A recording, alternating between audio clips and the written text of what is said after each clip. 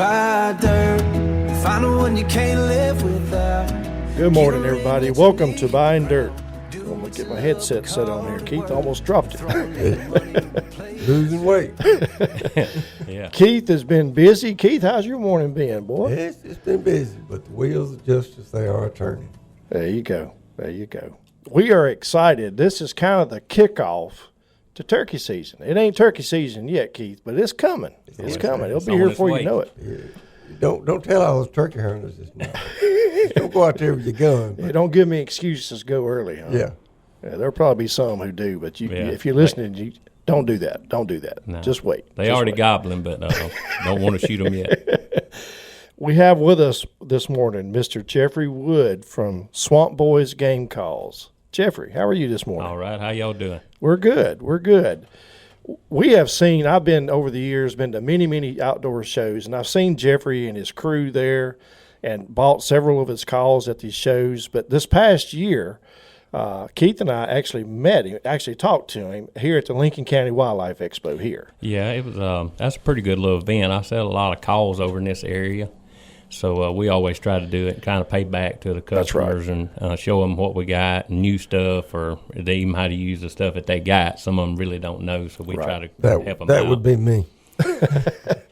Well, Jeffrey, tell us a little, if you don't mind, start from the beginning. Tell us a little bit about yourself, where you're from, and how the heck did you get started in this business? I'm from Jasper County, Stringer area in Mississippi, but I grew up hunting, fishing. My dad took us really all over the country. He worked on pipeline welding, so we got to see a lot of stuff growing up, and we got to fish and hunt in all kind of places. But growing up, we had coon dogs. We fished and stuff too. But as I got a little older, I got really interested in squirrel dogs, and all of that kind of led me into making these game calls now. But I've won, I think, 4 or 5 world championships with my dogs, state championships, just all kind of stuff, and met a lot of people.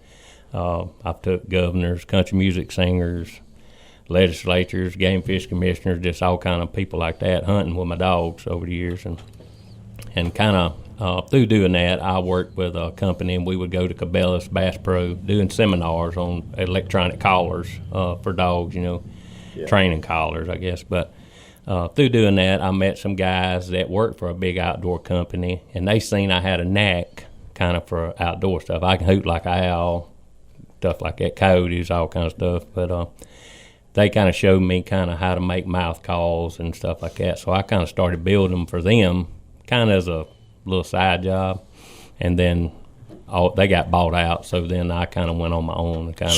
In like 2016, kind of started doing them a little bit, and then I've started off building them on my kitchen table, and now I got a little shop. It's about 16 by 30, looks like a little log cabin. We're trying to expand. Every year we get more and more business, and get your name out there, I guess. And doing things like this helps, so. Sure. Yeah.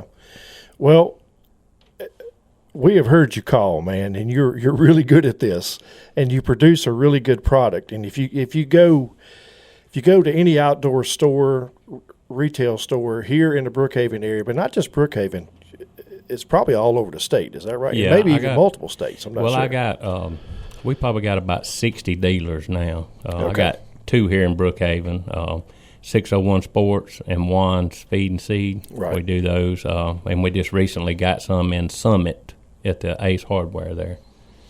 So it's kind of in this area. We got it wrapped up pretty good. And then we got some in Tennessee, Louisiana, Texas, and Alabama. Well, you brought several calls with you today, and I just want you to take a few minutes to share with us some of the differences in calls, Okay. what you offer, and how they sound. Okay. Let me put this mic all back up. We'll kind of start off with this is one of our popular ones. It's a slate on the bottom, and as you can see, and if you flip it over, it's glass on top. So when you're doing this early in the mornings, this is what we do.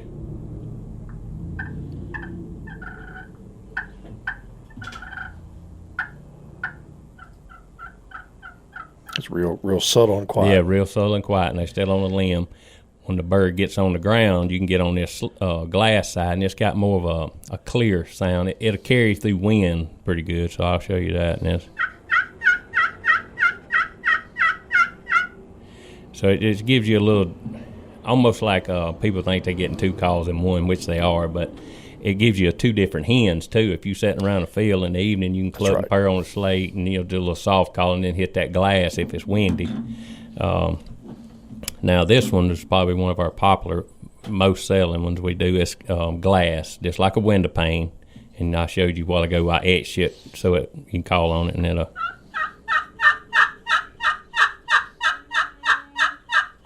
See how it's got a little bit different sound than that 2-sided one. That's right. Now, and that was glass. Now, this is crystal, and it'll have more of a raspy, sounds like a lady smoking cigarettes a lot. That's what I call it.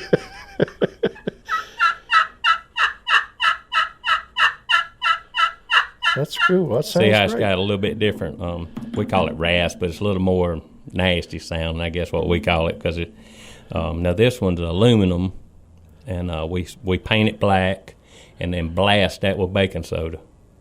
So it gives this call a natural texture, and you don't have to touch it up or do anything to it like you do these other ones, like I was showing you with that little stone.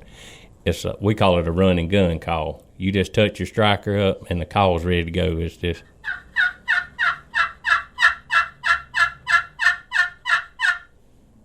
That's pretty neat. And then this is probably my favorite call that I make. We call it a ceramic mistress. It's like a piece of ceramic. Because if I tell them all the time, if a game warden checks me, that's in my vest. If he's gonna check me, but it's got and I blast this with baking soda also, and you don't have to really touch it. You just do the striker, and it.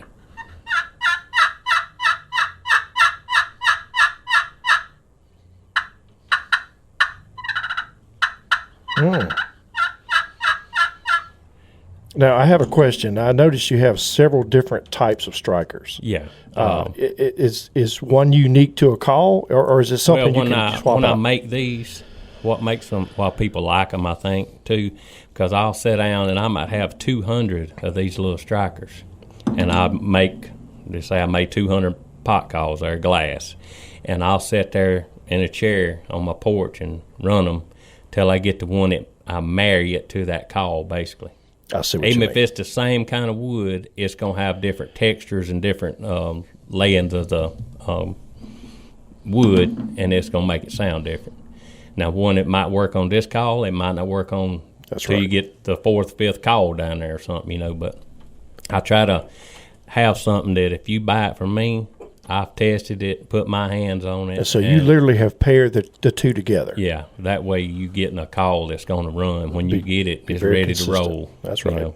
And I was showing you this one a while ago. This is titanium, and it's called the platinum. Now, to me, this is the best sounding call we make.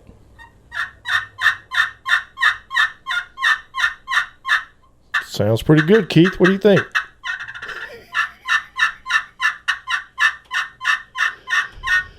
Yeah, that's great. I'm that old time that's just going to sit over here and not say a word. He going to be that gobbler that don't say anything. I kept waiting him to slip up on me. We're going to shoot him for turkey season.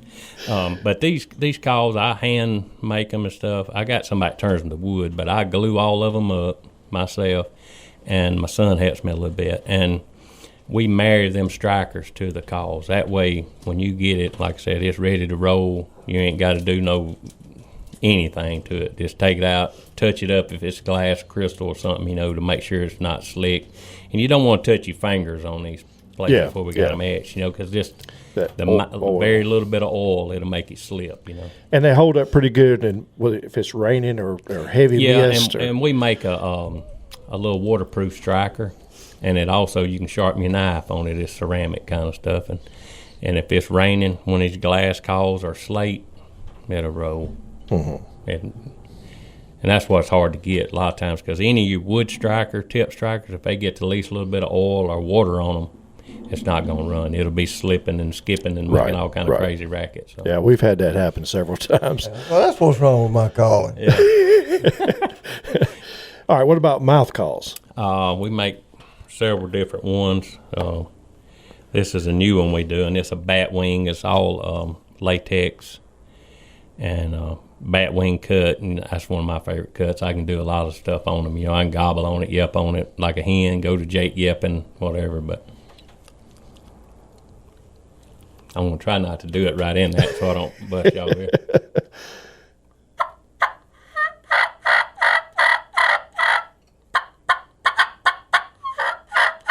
Sounds pretty good, Keith. Look at that. One right outside the door there. I keep waiting for one to come up. All right, so I know we're on the radio or you're listening on the podcast. You can't see what we're talking about here, but tell us, is there a website people can go to see these calls? SwampBoysCustomCalls.com. We got some Facebook page and all that stuff too, same thing. Right. But we have a website, and you can go on there and see any of our calls. We got mouth calls, pot calls, box calls, coyote stuff, wing bones. I make wing bones out of the turkeys we kill, and plus some of my friends kill, but a little bit of everything. And squirrels, that's one of our big things. I'm a squirrel hunter by heart. I guess when I grew up, that's what we did. And it makes you a better woodsman. Right. Learns you to slip on game and read compasses and such as that. So. Right. All right, I've got a couple of questions I want to end our podcast radio show with. Why do you like turkey hunting? Why do you enjoy it? I think it's more of like interacting with that bird and knowing that I made something that I can call and he responds to, and I can bring him from across a field or a swamp bottom, or I've called him away from people. But it gives you, it kind of recharges me, I guess. Right. When that bird's answering and you talking to him and you outsmart him, because he's the slickest guy in the woods. I'm telling you, that dude can see, hear. If he could smell real good, you probably couldn't kill him. You would never get one, would you? I got out of turkey hunting for a long time because I'd be dang if I'm going to hunt a bird that's smarter than I am. Yeah, they smart. Well, especially one that's got pressure put on him, educated a little bit. That's the ones I like to fool with.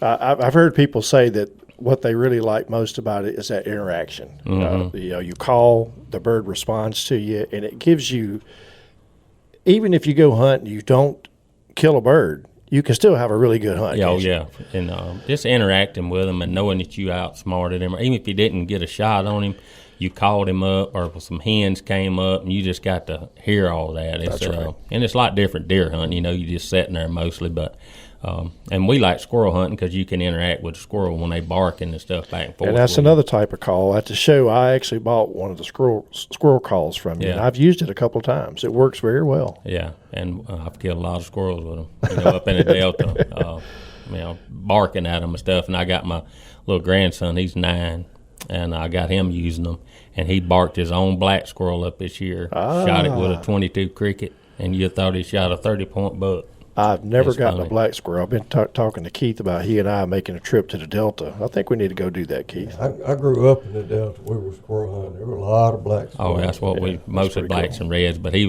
don't think he could have killed a 30-pointed buck, and he would have been any happier that day. I'm sure. All right, Jeffrey, I want to end it with, I want you to tell me, and you probably got more than one, but what's your favorite turkey hunting story? Probably one that I did in Missouri a couple years ago. I go up there every year. Got some good friends that buy calls from me, and they always messing with me. And his dad told me, he said, "Look, go back there in that back field, and there's a turkey back there. We call him Geronimo." And this field, if you can imagine your 4 fingers, these points come out of the mountain into that field. It's about 200-acre field. And I was sitting there way before daylight, and I heard him gobble. And I yipped to him with a wing bone, and I watched him fly in the field. And he said, he'll fly in that field, but he's going to stand on the end of them points where he can see that whole field and anything around him. Right. So I gobbled to him like I did a while ago, and then yip like a jake afterwards, and then one yipping like a hen. And he just about lost his mind. I said, I got him. And about 10 minutes, he was in front of me about 30 yards, and they have big stones like about big as this room, limestone, down the edge of that field. So when they go down a tractor road, and that bird come up, and he got right between them rocks, and he just periscoped his head up like that, and he turned right toward my face, and he was about 30 yards, and I could see a little bit more in his wattles. And when I shot with TSS, those shot hit him and the rock, and I thought I'd started a fire in the woods because those shot just sparks went everywhere out in the woods. And I run up and got the turkey, and I mean, that sucker had like 1.5 inch hooks on him, weighed 27 pounds. Oh, my gosh. And had an 11-inch beard and a 7-inch beard. And I hung him up on a limb up on top of that mountain, because if you up there, you got service. When you get down off of it, you won't. So I sent him a text, the son. I told him, I said, tell your daddy that Geronimo got whacked by a white man this morning, and he's dead. And they about had a fit, and ever since then, he always calls me the turkey thumper. When I go through. It's fun. Jeffrey Wood with Swamp Boys Game Calls. How can people get in contact with you? We got, like I said, our website is swampboyscustomcalls.com. You can look us up on Facebook, any of the social media stuff. We on there sharing videos, me and some of my guys that call for me and stuff. So we'll be at some of the events around, like the one here in Brookhaven. We always come to it, try to pay back to our customers. I do the one in Jackson, some of them in Alabama and stuff. So You'll see us around. That sounds good. All right. So we encourage you, if you're listening today, turkey season's almost here. If you've never done it, you probably don't want to do it because you get hooked on it. It's like a drug, the worst one you ever seen. It is the most rewarding and most frustrating sport at the same time. At the same time, because you get a tough one, you're going to pull your hair out before you get him. So true. Amen. So get out and enjoy this spring woods, and I promise you, have a good time. So thank you, Jeffrey. Appreciate you being here today. Having me. And hope everybody has a good week. Keith, stay safe. We'll do it. All right. We'll see y'all later.